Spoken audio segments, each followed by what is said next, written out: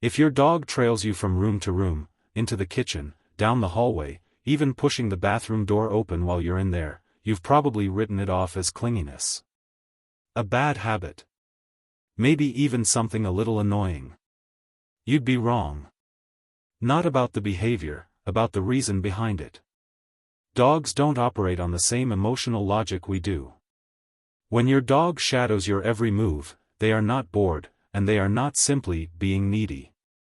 They are carrying out something far older, a set of instructions written into their biology long before they ever set paw inside a house. Today we're putting aside the comfortable, sentimental explanation and looking at what is actually happening, the neuroscience and the evolutionary history behind why your dog refuses to let you out of their sight. Let's start with the behavior that confuses owners most, the dog who follows you into the bathroom. To you, the bathroom is the one place in the house defined by privacy. To your dog's genetic memory, it represents something very different, a moment of danger. In the wild, there is no point at which an animal is more exposed than when it is relieving itself. Posture is compromised. Senses are distracted. The ability to flee or fight is temporarily switched off. Wild canines solve this through teamwork. While one member of the group is vulnerable, another stands watch, scanning the surroundings for anything approaching. Your dog has no concept of locks or privacy norms. What their nervous system registers is far simpler. You have walked into a small enclosed space, shut off your exit, and placed yourself in a compromised position. So when they push the door open, or plant themselves firmly on the other side of it, they are not being nosy. They are covering your blind spot. In the only language they have, they're saying, "I've got the perimeter. You're safe." Has your dog ever leapt up and headed for the door before you've even fully stood up yourself? You shift your weight. You exhale a certain way. Your eyes flick toward the hallway, and suddenly your dog is already moving. Most people assume their dog is just easily startled. The reality is more impressive than that. Dogs are extraordinary observers of human micromovement. They don't just watch what you do, they study the exact sequence of small physical cues that happen right before you do it. To your dog, you are not simply a person in the room. You are an entire environment. You control access to the outside world, to food, to safety, to everything that matters. Since they can't simply ask what your plans are, they rely on prediction. They follow you because they are constantly collecting data, mapping your habits, learning your patterns. A certain walk toward the kitchen means food. A different posture toward the front door means departure. Following you is how they stay ahead of an unpredictable world and turn it into something they can manage. There's an important difference between a dog who follows you out of anxiety, and a dog who follows you out of regulation.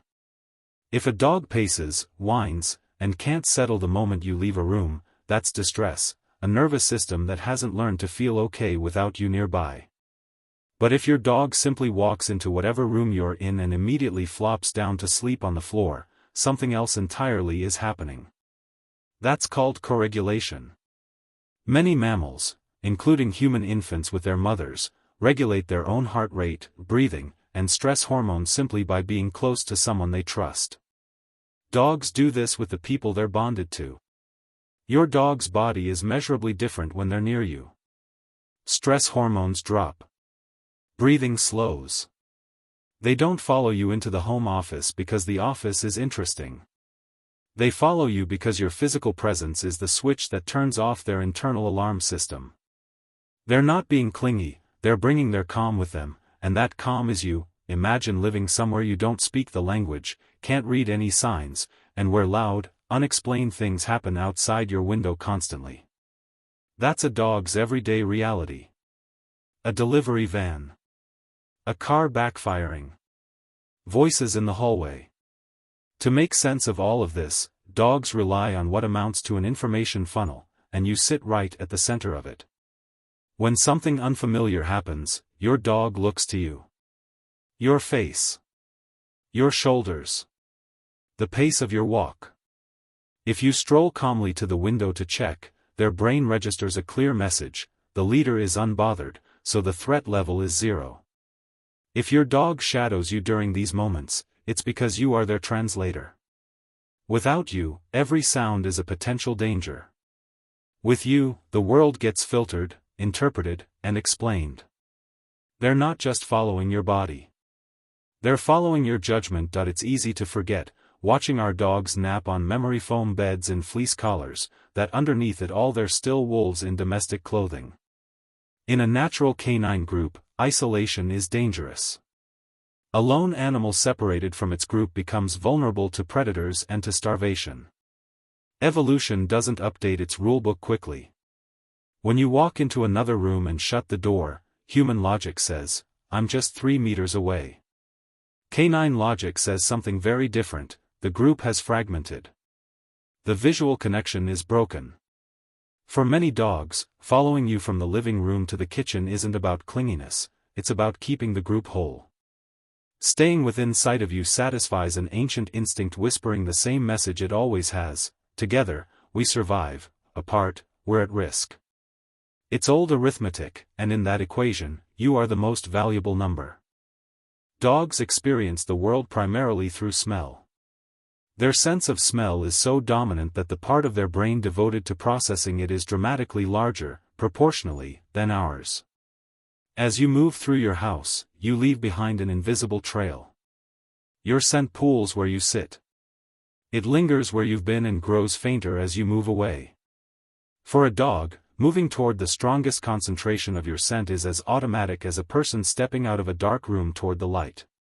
They follow you because the freshest, strongest version of you, their main source of comfort, exists in the air immediately around you.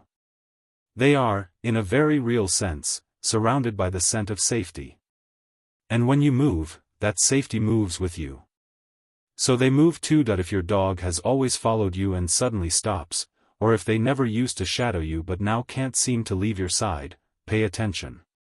Sudden shifts in proximity behavior usually point to something specific: pain, illness, age-related changes, or a new anxiety that wasn't there before. Dogs are creatures of pattern.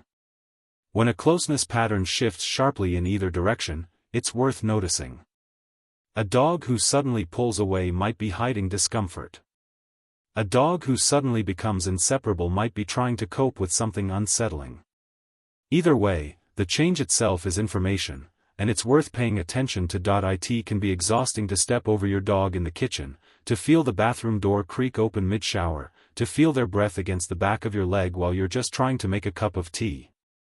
But the next time that frustration creeps in, remember what's actually happening. Your dog isn't trying to annoy you, and there's nothing wrong with them. They're guarding you when they sense you're vulnerable.